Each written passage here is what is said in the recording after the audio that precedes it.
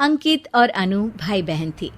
माँ बाप के देहांत के बाद बड़ी बहन अनु ने दिन रात मेहनत करके अंकित की देखरेख की और उसे पढ़ा लिखा कर पैरों पर खड़ा किया था। दोनों भाई बहन खुशी खुशी रह रहे थे। एक दिन, दीदी मुझे जॉब मिल गई है। अरे वाह भैया, तेरी मेहनत सफल हुई।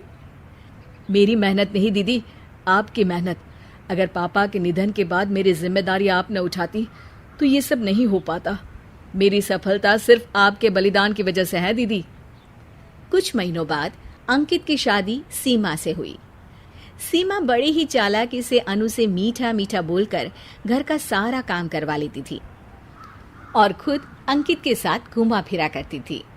वैसे तो वो सिर्फ खाना बनाने का काम ही घर में करती थी, लेकिन अब उसे उससे भी छुटकारा चाहिए था। इसीलिए एक दिन, दीदी मेरे हाथ का खाना अंकित को पसंद नहीं आता, क्या आप खाना बना दोगी प्लीज? अरे हाँ, ये भी कोई कहने की बात है, जरूर। सीमा इस बात से मन ही मन बड़ा खुश होती है और अगले दिन के झाड़ू पोछे के काम से छुटकारा पाने के लिए एक और तरकीब लड़ाती है। हॉल में जोर जोर से कराहने लगती है। उसके कराहने की आवाज सुनकर अनु हॉल में भागती हुई आती है। क्या हुआ सीमा? दीदी, लगता है मेरी कमर अकड़ गई है। वो क्या है ना, मुझे झाड़ू पोछा करने की आदत नहीं है ना। मेरी मम्मी पापा ने मुझसे कभी ये काम नहीं करवाया।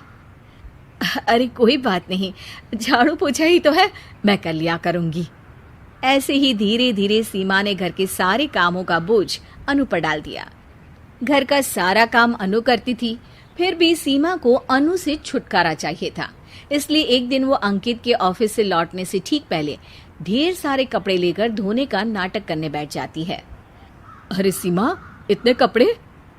अब क्या करूं, अकेली पड़ जाती हूँ, करना तो मुझे ही है ना। अरे दीदी से मदद ले लेती। अच्छा, ताकि सारा जमाना कहे कि भाभी बड़ी ननद से काम करवा रही है।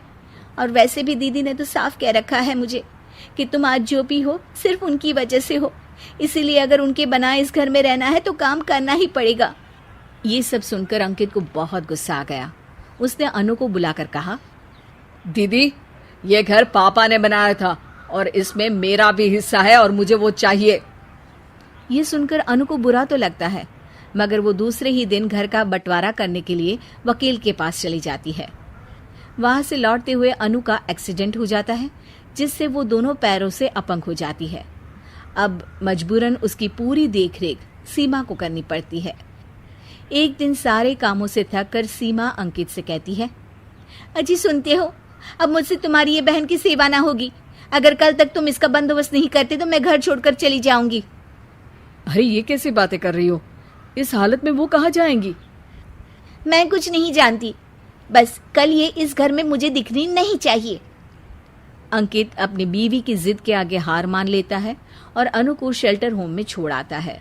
3 महीने बाद, अजी सुनते हो, ये आपके लिए एक पार्सल आया है, ये लीजिए।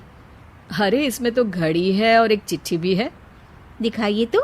अरे वाह, बड़ी ही सुंदर घड़ी है, लेकिन ये आपको भेजी किसने? पता नहीं, शायद चिट्ठी में कुछ लिखा हो। आशा करती हूँ ये घड़ी तुम्हें पसंद आएगी। रक्षाबंधन की बहुत शुभकामनाएं, तुम्हारी दीदी अनु। चिट्ठी पढ़कर अंकित की आंखें भर आती है। मैं दीदी को लेने जा रहा हूँ सीमा। अरे घड़ी भेज तो दी उन्होंने, अब क्यों जाना उनके पास? देखा सीमा, दीदी हमसे दूर जाकर भी हमारे बारे में ही सोचती है, और एक हम है जो उनकी सेवा से बचने के लिए उन्हें शेल्टर होम छोड़ा है। तुम्हारी बातों में आकर मुझसे ये क्या पाप हो गया? मैं जा रहा हूँ दीदी को लेने, और जब मैं वापस आऊं तो तुम मुझे हमारे घर में मत दिखना। इतना कहकर अंकित अनु को लेने निकल जाता है। वहां पहुंचकर, दीदी मुझे माफ कर दो, मैं तुम्हें लेने आया हूँ। भाई आज तो राखी है, आज तो मैं मना कर भी नहीं सकती। दोनों घर पहुंचते हैं। अरे सीमा, तुम अभी तक यहीं हो? निकल जाओ इस घर से। अरे वाह अंकित, फिर वही गलती कर रहे हो तुम। सीमा, तुम कहीं नहीं जाओगी। दीदी मुझे माफ कर दो, मुझसे गलती हो गई। सीमा, आज ये समय माफी मांगने का नहीं है, राखी की तैयारी करने का है। चलो तैयार हो जाओ, तुम्हारे भैया के घर भी तो जाना है ना। ये सुन सीमा अनु के गले लग जाती है।